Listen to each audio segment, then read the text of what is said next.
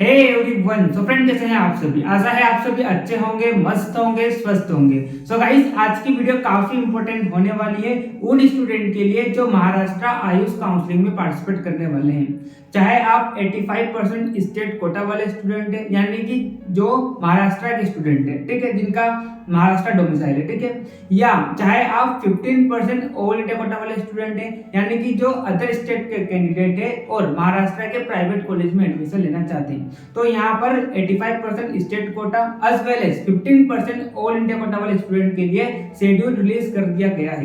तो आज के इस वीडियो में मैं आपको कंप्लीट डिटेल देने वाला हूँ। 85% स्टेट कोटा वाले स्टूडेंट के लिए ऑलरेडी रजिस्ट्रेशन हो चुके हैं, ठीक है, आज उसका शेड्यूल रिलीज किया है, ठीक है, और 15% ऑल इंडिया कोटा वाले स्टूडेंट का अब रजिस्ट्रेशन पोर्टल ओपन होगा। तो सबसे पहले मैं आपको क्या बताऊंगा, शेड्यूल बताऊंगा कि कब से कब तक आपको रजिस्ट्रेशन करना है, कब मेरिट लिस्ट आएगी, कब सीट मैट्रिक्स आएगा, कब से आपको चॉइस फिलिंग करना है और कब आपका फर्स्ट राउंड का रिजल्ट आएगा। तो आज मैं 85% as well as 15% all India quota वाले स्टूडेंट्स के लिए बात करूंगा, ठीक है, और उसके बाद मैं आपको डिटेल में गाइड करूंगा कि कैसे आपको महाराष्ट्र की आयुष काउंसलिंग में पार्टिसिपेट करना है, ठीक है। देखिए, आपके लिए मैं देखिए सबसे पहले मैंने आपके लिए मैं क्या लेकर आया हूँ, देखिए पीडीएफ लेकर आया हूँ मैं, ठीक है। तो हर राउंड के लिए आपको मैं गाइड कर दूंगा कि किस तरह से आपको क्या करना है, काउंसलिंग में पार्टिसिपेट करना है, ठीक है। अगर मान लो आपको कॉलेज मिल जाता है तो आपको वहां पर एडमिशन लेना है तो आपको कौन सा ऑप्शन चूज करना होगा। अगर मान लो आपको वहां पर अपग्रेडेशन कराना है तो कौन सा ऑप्शन चूज करना होगा, ठीक है। कब कब आप रजिस्ट्रेशन कर सकते हो, तो आज हम डिटेल में बात करेंगे। मतलब YouTube पर एकमात्र एक ये वीडियो रहने वाली है जहां पर आपको महाराष्ट्र आयुष काउंसलिंग का कंप्लीट गाइडेंस मिलेगा without any confusion and without any doubt, ठीक है। तो अगर आपने चैनल को सब्सक्राइब नहीं किया तो चैनल को आप सबसे पहले सब्सक्राइब कर लीजिए, बेल नोटिफिकेशन को ऑन कर लीजिए, और अगर आप मेरे से पर्सनल काउंसलिंग गाइडेंस लेना चाहते हैं तो आपको मेरे नंबर स्क्रीन पर दिखाई दे रहे हैं, इस नंबर पर आप मेरे को कांटेक्ट कीजिए, या तो आप मेरा आयुर्वेदाविंस एप्लीकेशन डाउनलोड कीजिए, लिंक आपको मैंने डिस्क्रिप्शन में दे रखा है, ठीक है। तो वहां पर आपको आयुष काउंसलिंग गाइड करके कोर्स मिलेगा। आप जैसे उसका कोर्स में रजिस्टर करते हैं तो मैं आपको पर्सनली गाइड कर दूंगा, ठीक है। तो चलिए, सारी प्रोसेस देखने से पहले मैं आपको क्या कर देता हूँ, महाराष्ट्र आयुष काउंसलिंग का शेड्यूल बता देता हूँ, ठीक है। उसके बाद हम डिटेल में बात करेंगे, ठीक। तो सबसे पहले हम बात करते हैं 85% स्टेट कोटा वाले स्टूडेंट का क्या शेड्यूल आया है, ठीक है। तो चलिए, ये रहा 85% स्टेट कोटा का शेड्यूल।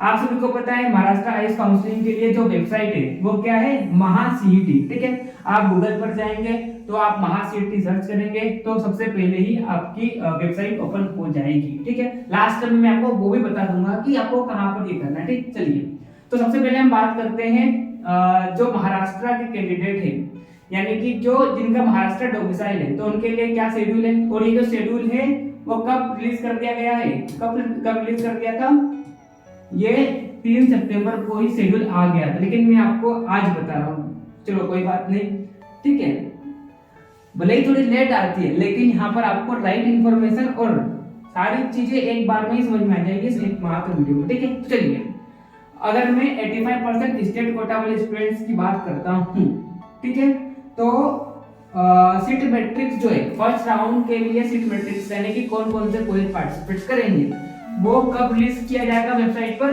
9 सितंबर को। वेबसाइट कौन सी है वो मैं आपको लास्ट में बता दूंगा।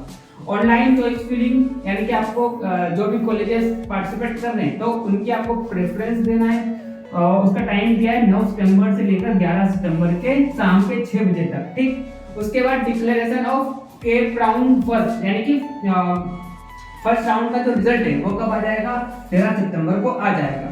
उसके बाद आपको physical joining and filling of status retention. अभी रिटेंशन फॉर्म क्या होता है, ठीक है, अगर मान लो आपको एडमिशन लेना है तो आपको रिटेंशन फॉर्म कैसे फिल करना है, ठीक है। अगर मान लो आप अपग्रेडेशन का ऑप्शन देना चाहते हैं तो आप कैसे देंगे, तो मैं आपको डिटेल में गाइड करूंगा बाद में, ठीक है।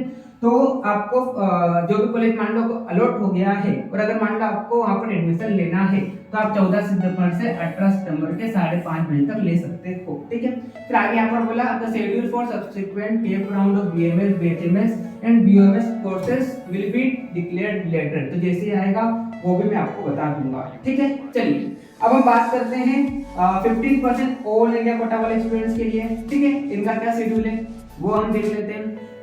अभी 15% ऑल इंडिया कोटा वाले स्टूडेंट है, उनका रजिस्ट्रेशन नहीं हुआ है, ठीक है। उनका रजिस्ट्रेशन मैं आपको बताऊंगा कब स्टार्ट होगा। तो जो महाराष्ट्र के प्राइवेट कॉलेज में एडमिशन लेना चाहते हैं तो आप क्या कर सकते हैं, आप रजिस्ट्रेशन यहाँ पर कर सकते हैं, ठीक है। तो देखिए आप यहाँ पर this schedule is for 15% all India Kota, यानी कि महाराष्ट्र में जितने भी प्राइवेट कॉलेजेस है ना, जितने भी प्राइवेट कॉलेजेस है, ठीक है, तो उनकी 15% ऑल इंडिया कोटा सीट्स पर 15% ऑल इंडिया कोटा सीट्स पर अदर स्टेट के कैंडिडेट पार्टिसिपेट कर सकते हैं, ठीक है। तो चलिए सबसे पहले हम रजिस्ट्रेशन की बात करते हैं। तो ऑनलाइन रजिस्ट्रेशन आप कब से कब तक कर सकते हैं? 4 सितंबर से स्टार्ट हो गया ऑलरेडी और 7 सितंबर तक, यानी कि कल तक चलेगा, ठीक है। तो कल के आप 12 बजे तक आप कर सकते हो, ठीक है। पेमेंट ऑफ रजिस्ट्रेशन फी कब तक? 4 से 8 सितंबर तक। कितनी करना है? नॉन रिफंडेबल, यानी कि 2000 जो है ये क्या है? रजिस्ट्रेशन फी है, और सिक्योरिटी डिपॉजिट जो है वो कितना है? 50,000 रुपये है, ठीक। उसके बाद आपको जो भी डॉक्यूमेंट्स है मैं आपको इस वीडियो में आके बता दूंगा कौन कौन से डॉक्यूमेंट्स, ठीक है। तो 4 सितंबर से लेकर 8 सितंबर तक आपको सारे डॉक्यूमेंट्स, ओरिजिनल डॉक्यूमेंट्स की स्कैन कॉपी आपको वहां पर अपलोड करनी है। Publication of provisional statement list 9 सितंबर को आ जाएगा। पब्लिकेशन ऑफ सीट मैट्रिक्स 9 सितंबर को। ऑनलाइन प्रेफरेंस यानी कि आपको चॉइस फिलिंग करना है 10 से 12 सितंबर के 12 बजे तक। फिर आपका रिजल्ट आ जाएगा कब? 13 सितंबर को, ठीक है। फिर आपको रिपोर्टिंग करना है, अगर मान लो आपको कॉलेज मिलता है तो, है ना, तो वो कब तक आप कर सकते हैं? 14 से 18 सितंबर तक, ठीक है। Last date of registration of CAP round without forfeiture of security money, resignation.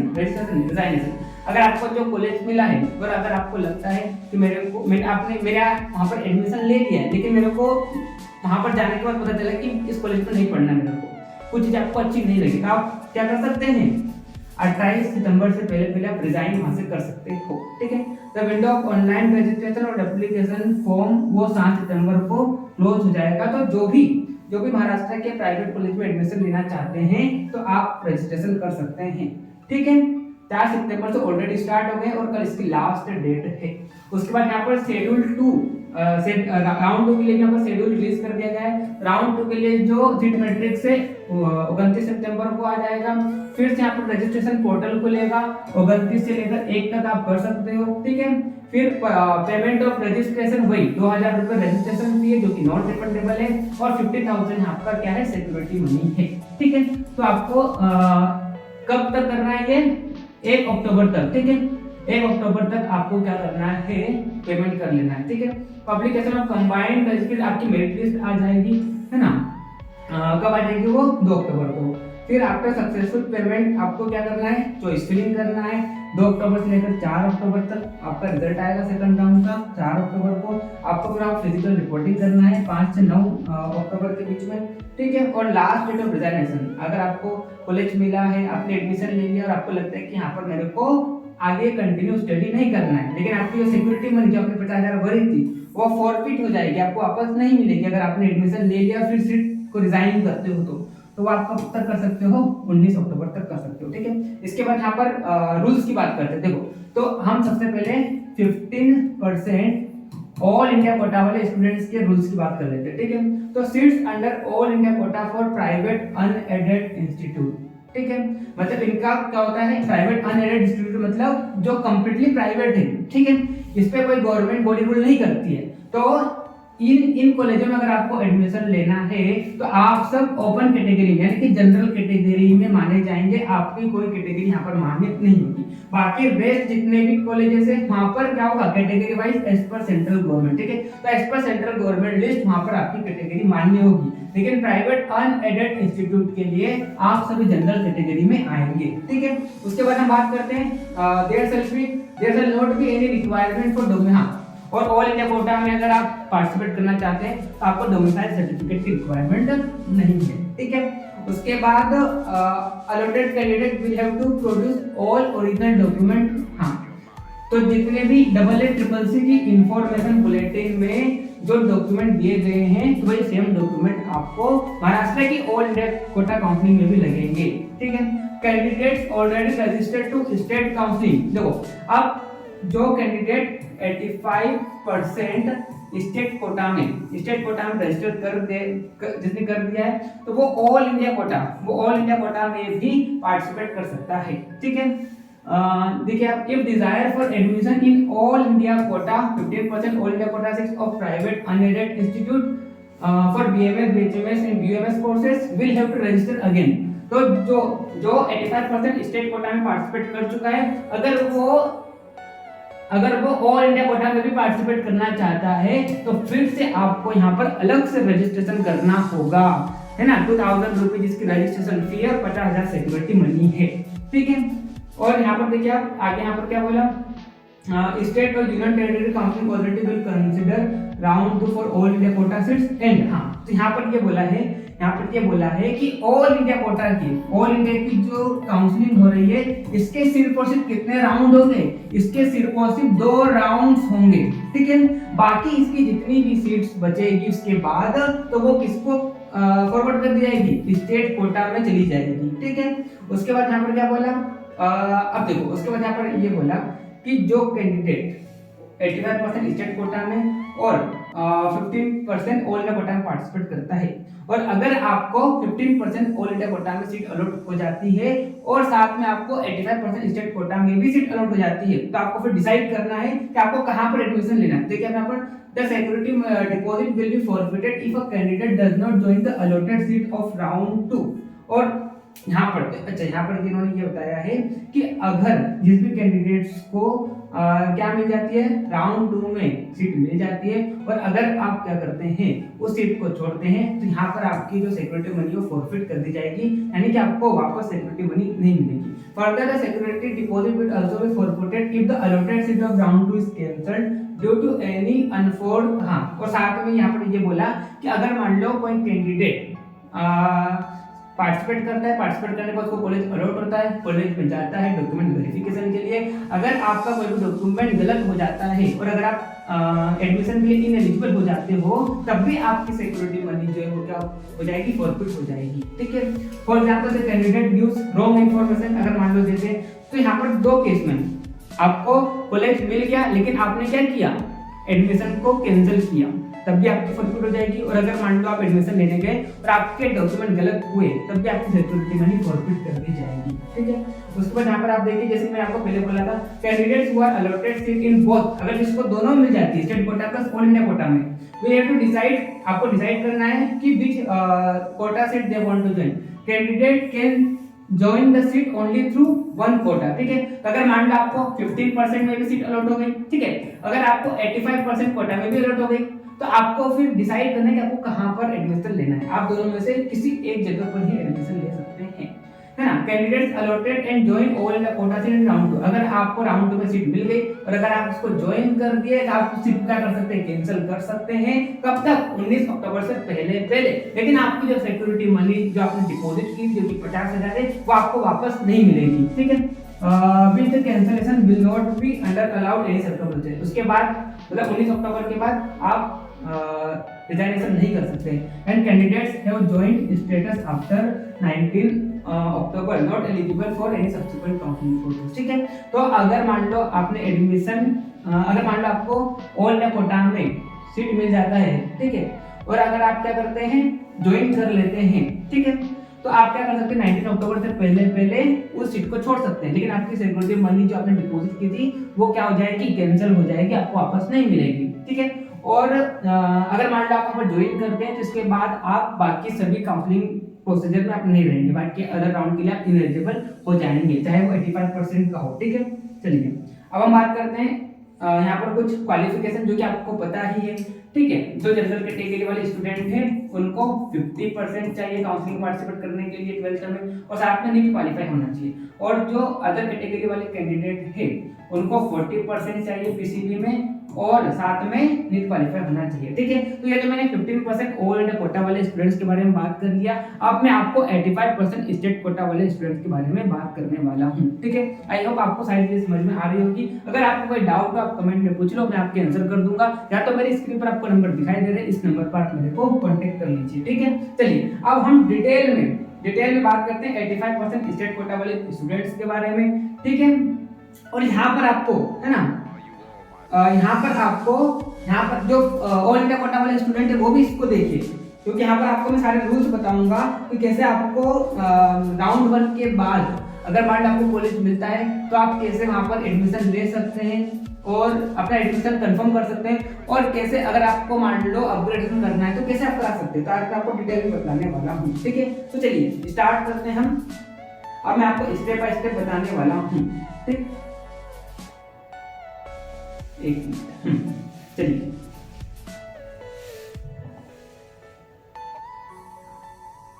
Download हो जाने दो, ठीक है। चलिए अब हम डिटेल में बात करते हैं step by step. Maharashtra Ayush counselling 2024, ठीक है। ये सभी के लिए एक प्रकार से आप मान लो सभी के लिए, ठीक है। अब कैसे आपको करना है वो मैं आपको बताता हूँ, थोड़े इसको पॉइंटर को बनाते हैं। चलिए अब देखिए स्टेप 1, सबसे पहले तो आपको क्या करना है, रजिस्ट्रेशन करना है। तो 85% जो 85% स्टेट कोटा वाले स्टूडेंट है वो तो ऑलरेडी रजिस्ट्रेशन कर चुके हैं, ठीक है। और जो 85% स्टेट कोटा वाले स्टूडेंट जो है वो क्या कर चुके हैं, वो ऑलरेडी रजिस्ट्रेशन कर चुके हैं, है ना। राउंड 1 में रजिस्ट्रेशन हो चुके हैं। अगर मान लो कोई स्टूडेंट रजिस्ट्रेशन नहीं कर पाया है तो राउंड 3 में फिर से रजिस्ट्रेशन पोर्टल ओपन होगा 85% स्टेट कोटा वाले स्टूडेंट के लिए, तो आप कर लेना। और जो ऑल इंडिया कोटा वाले स्टूडेंट्स है, ठीक है। तो मैंने आपको बता दिया है कब से कब आप रजिस्ट्रेशन कर सकते हैं। तो 4 सितंबर टू 7 सितंबर, ठीक है, ये टाइम दिया है। तो अगर आप में से किसी ने रजिस्ट्रेशन नहीं किया है, महाराष्ट्र आयुष काउंसिल में पार्टिसिपेट करना चाहते हैं, आप रजिस्ट्रेशन कर लीजिए, ठीक है। यहाँ पर उसके बाद हम बात करते हैं। तो देखिए मैंने आपको बोला ना, एक तो राउंड 1 में रजिस्ट्रेशन हो चुका है 85% स्टेट कोटा वाले स्टूडेंट के लिए, फिर से राउंड 3 में ये क्या होगा, ओपन होगा, ठीक। चलिए अब हम आगे बात करते हैं स्टेप 2। अब देखो, अब आप जो भी कॉलेज पार्टिसिपेट करेंगे तो उनकी सीट मैट्रिक्स आएगी कि उनमें कौन कौन सी कितनी सीट है, अलग अलग कैटेगरी वाइज आपकी क्या आएगी, सीट मैट्रिक्स रिलीज कर दी जाएगी वेबसाइट पर, ठीक है। आपको फिर चॉइस फिलिंग करना है, ठीक है, चॉइस फिलिंग करना है। उसके बाद स्टेप 3। अब देखो यहाँ पर जो टोटल राउंड कितने होंगे महाराष्ट्र में, वैसे तो 4 राउंड होंगे। वैसे तो क्या होता है और भी राउंड होते हैं, लेकिन वो डिपेंड करता है कि सीट वैकेंट है या नहीं। अगर सीट वैकेंट है तो और फर्दर राउंड होते हैं, लेकिन अगर हम मोटा देखें तो 4 राउंड माने जाते हैं, ठीक है। तो पहला राउंड होता है, सेकंड राउंड होता है, थर्ड राउंड होता है। उसके बाद सीट वैकेंट रहती है तो यहाँ पर क्या होता है, एक्स्ट्रा वैकेंसी राउंड होता है। इसके बाद और भी राउंड होते हैं महाराष्ट्र में। अगर सीट वैकेंट रहती है तो ये आगे प्रोसेस चलते जाता है जब तक सीट नहीं भर जाती, ठीक है। तो सबसे पहले हम बात करते हैं राउंड 1 के रूल्स क्या क्या है, ठीक है। सबसे पहले हम बात करते हैं राउंड 1 के रूल्स क्या क्या है। तो देखिए अब देखो, जैसे कि आप रजिस्ट्रेशन कर लेंगे, सीट मैट्रिक्स लिस्ट कर दी जाएगी, चॉइस फिलिंग आपको करना है। चॉइस फिलिंग करने के बाद आपका क्या आएगा, सीट अलॉटमेंट रिजल्ट आएगा, ठीक है। रिजल्ट आएगा यानी कि आपका जब आपका रिजल्ट आएगा तो यहाँ पर अलग अलग कैटेगरी वाले स्टूडेंट आपको मिलेंगे। पहले तो वो स्टूडेंट्स मिलेंगे जिनको कोई कॉलेज अलॉट नहीं होगा, नो अलॉटमेंट, ठीक है। तो जिनको कोई कॉलेज अलॉट नहीं होगा वो क्या करेगा, डायरेक्ट राउंड 2 में एलिजिबल हो जाएगा, यानी कि डायरेक्ट राउंड 2 में पार्टिसिपेट करेगा, उसको तो कोई दिक्कत ही नहीं है, ठीक है। लेकिन दूसरे तरह के वो स्टूडेंट होंगे जिसको सीट अलॉट हो जाएगी, ठीक है, जिसको क्या हो जाएगी, सीट अलॉट हो जाएगी।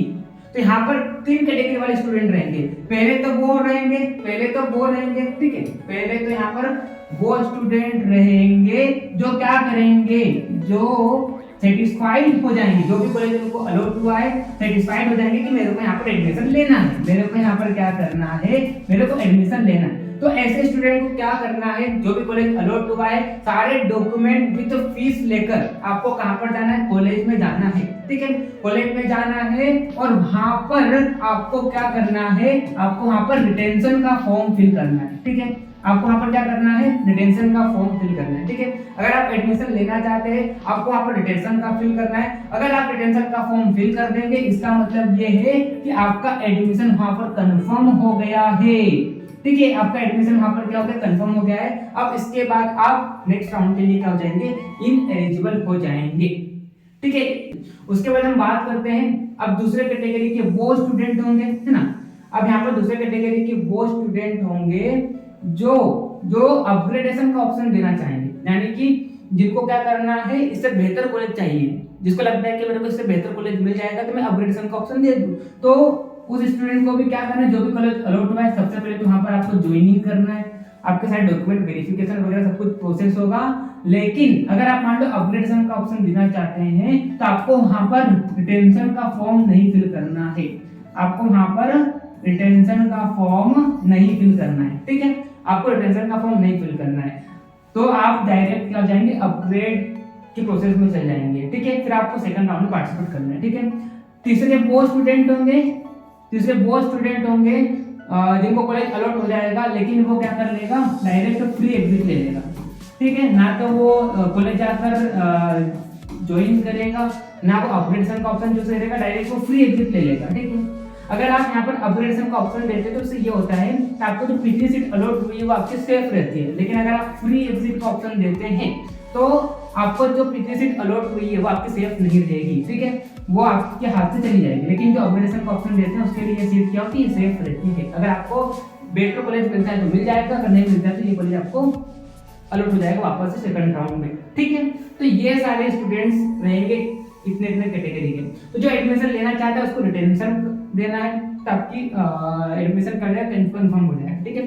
जो ज्वाइन करेगा लेकिन अपग्रेडेशन का ऑप्शन देना चाहते हैं तो आपको रिटेंशन का फॉर्म नहीं फिल करना है। और जो फ्री एग्जिट लेना चाहता है तो आप फ्री एग्जिट ले सकते हो और डायरेक्ट आप क्या कर जाएंगे, राउंड 2 के लिए एलिजिबल हो जाएंगे, ठीक है। चलिए अब हम बात करते हैं कौन कौन से डॉक्यूमेंट्स। तो देखो हर काउंसलिंग में वही सेम डॉक्यूमेंट्स लगते हैं, आपका एडमिट कार्ड होना है ना, आपका रिजल्ट होना, नीट का जो रिजल्ट है, 10th की मार्कशीट होना, 12th की मार्कशीट होना, अलॉटमेंट लेटर आपको जब कॉलेज मिलेगा तो आपका अलॉटमेंट लेटर आएगा वेबसाइट पर, वो आपको ले जाना है, आपकी पासपोर्ट साइज फोटो ले जाना है जो आपने नीट के समय फॉर्म भरा था तब दी थी, आपका आइडेंटिटी कार्ड होना चाहिए, उसमें आप आधार रख सकते हैं, पैन कार्ड रख सकते हैं, ड्राइविंग लाइसेंस रख सकते हैं, पासपोर्ट रख सकते हैं, वोटर आईडी रख सकते हैं, ठीक है। आपका डोमिसाइल सर्टिफिकेट होना, कास्ट सर्टिफिकेट, ईडब्ल्यूएस सर्टिफिकेट, अगर मान लो किसी को कोई पीडब्ल्यूडी वाला कैंडिडेट है, अगर मान लो किसी को माइनॉरिटी कैंडिडेट्स में आता है, जैसे की बात करते हैं मुस्लिम हो गए, जैन हो गए, तो आपको आपका सर्टिफिकेट होना चाहिए, ठीक है। आपका gap certificate, transfer certificate, character certificate, migration certificate और मेडिकल फिटनेस सर्टिफिकेट जो कि हर काउंसलिंग में सेम रहते हैं, ठीक है। चलिए अब हम बात करते हैं राउंड 2 के रूल्स। देखिए राउंड 2 की अगर हम बात करते हैं तो यहाँ पर तो कौन कौन स्टूडेंट पार्टिसिपेट करेंगे, कौन कौन स्टूडेंट राउंड 2 के लिए एलिजिबल होंगे। पहले तो वो जो जिन्होंने क्या किया था, जिन्होंने फ्री एग्जिट का ऑप्शन दिया था। दूसरे तो वो जिन्होंने रिटेंशन का फॉर्म नहीं भरा था, यानी कि जिसने क्या किया था, जिसने अपग्रेडेशन का ऑप्शन दिया था, ठीक है। तीसरे वो स्टूडेंट रहेंगे जिसने रजिस्ट्रेशन तो कर दिया था, जिसने क्या किया था, जिसने रजिस्ट्रेशन तो कर दिया था, लेकिन फर्स्ट राउंड में उस बंदे ने क्या किया, उस बंदे ने चॉइस फिलिंग नहीं करी, ठीक है। चौथे कैटेगरी के वो स्टूडेंट होंगे जिनको राउंड 1 में कॉलेज तो अलॉट हो गया, जिनको राउंड 1 में क्या हुआ, कॉलेज अलॉट हो गया, लेकिन क्या हुआ जब वो कॉलेज में गया डॉक्यूमेंट वेरिफिकेशन के समय तो उसका कोई डॉक्यूमेंट गलत हो गया, जिस कारण वो एडमिशन के लिए इनएलिजिबल हो गया। तो वो स्टूडेंट भी क्या रहेगा, राउंड 2 के लिए एलिजिबल रहेगा। एक चीज आपको बता दूं, राउंड 2 में रजिस्ट्रेशन पोर्टल नहीं खुलेगा, ठीक है। चलिए और इसके बाद अब देखो यहाँ पर भी भाई सेम कैटेगरी वाले स्टूडेंट होंगे, है ना। पहले तो वो जिनको कॉलेज मिल जाएगा, तो जिनको कॉलेज मिल जाएगा सेटिस्फाइड है, आपको कॉलेज में जाना है, रिटेंशन का ऑप्शन देना है, आपका एडमिशन कंफर्म, ठीक है। दूसरे वो जिसको कॉलेज मिल जाएगा लेकिन अपग्रेडेशन का ऑप्शन चूज करना चाहता है तो आपको रिटेंशन का फॉर्म नहीं भरना है, ठीक है। फिर तीसरे वो जो डायरेक्ट क्या कर सकता है, फ्री एग्जिट ले सकता है, ठीक है। चलिए ये अब एक चीज और आपको बता दूं, एक चीज ये बता दूं कि अगर आपको राउंड 2 में कॉलेज मिलता है ना, लेकिन अगर आप यहाँ पर क्या करते हैं, फ्री एग्जिट लेते हैं, ठीक है, फ्री एग्जिट लेते हैं और राउंड 3 में पार्टिसिपेट करना चाहते हैं तो आपको फिर से क्या कराना होगा, रजिस्ट्रेशन कराना होगा। आई बात समझ में। फर्स्ट राउंड में तो फ्री एग्जिट आपने लिया था, लेकिन वहां पर राउंड 2 के लिए वापस रजिस्ट्रेशन नहीं कराना था क्योंकि पोर्टल भी नहीं ओपन हो रहा था। लेकिन राउंड 3 में फिर से पोर्टल ओपन होगा, तो जो स्टूडेंट फ्री एग्जिट लेगा, है ना, अगर आपको कॉलेज मिल गया लेकिन आपने कॉलेज नहीं लिया, अगर आप सीट को छोड़ देते हैं तो आप आप अगर मान लो राउंड 3 में पार्टिसिपेट करना चाहते हैं तो आपको फिर से रजिस्ट्रेशन कराना होगा। इस चीज को आप ध्यान रखना, ठीक है। चलिए मैं सारी चीज एक एक चीज स्टेप बाय स्टेप आपको मैं समझाते चल रहा हूँ, ठीक है। और इस तरह का वीडियो आपको कहीं भी नहीं मिलेगा, ठीक है। पूरे YouTube में आप चल जाइए, इस तरह का वीडियो आपको कहीं नहीं मिलेगा, ठीक है। चलिए अब हम बात करते हैं राउंड 3 की। तो राउंड 3 के लिए कौन कौन स्टूडेंट एलिजिबल रहेंगे? पहले तो वो जिनको कोई अलॉटमेंट ही नहीं हुआ था राउंड 2 में, ठीक है। दूसरे वो स्टूडेंट जिन्होंने रिटेंशन का फॉर्म नहीं फिल किया था, तीसरे तो वो स्टूडेंट जिनको कॉलेज मिल गया था लेकिन उन्होंने क्या कर लिया, फ्री एग्जिट ले लिया, ठीक है। उन्होंने क्या कर लिया, फ्री एग्जिट ले लिया, वो स्टूडेंट। और चौथे तो वो स्टूडेंट होंगे जो यहाँ पर क्या करेंगे, न्यू रजिस्ट्रेशन करेंगे, ठीक है।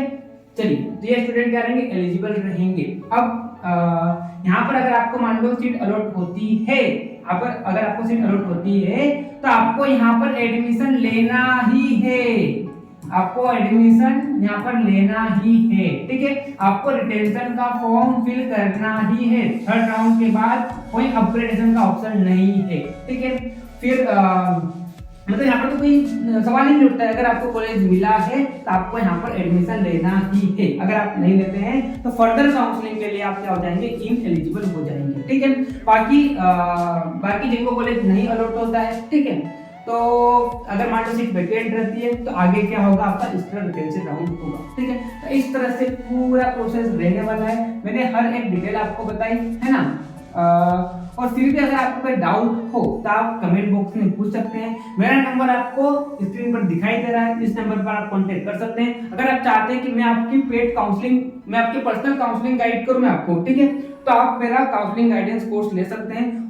मैंने एप्लीकेशन का लिंक डिस्क्रिप्शन में दे रखा है, आप जाइए और एप्लीकेशन को डाउनलोड कीजिए। वहां पर आपको कोर्स मिलेगा आयुष काउंसलिंग गाइड करके। आप जैसे ही कोर्स में रजिस्ट्रेशन करते हैं मेरा आपको पर्सनल गाइडेंस मिल जाएगा। मैं आपको चॉइस फिलिंग बता दूंगा, आप एप्लीकेशन में जाएंगे आपको वहां पर पीएसएल का कट ऑफ मिल जाएगा, कॉलेजेस का फीस स्ट्रक्चर आपको मिल जाएगा, ठीक है। मतलब जो भी इंफॉर्मेटिव चीज है वो तो आपको एप्लीकेशन में मिल जाएगी। लेकिन अगर आपको फिर भी कोई डाउट हो और अगर आप ऐसे पर्सनल गाइडेंस लेते हैं तो आप मेरे को कांटेक्ट कर सकते हैं। मैं आपका कॉल अटेंड करूंगा और जब तक आपको कॉलेज नहीं मिल जाता है तब तक आपका और मेरा साथ रहेगा, ठीक है। चलिए तो मिलते हैं नेक्स्ट वीडियो में, तब तक के लिए okay bye, see you again.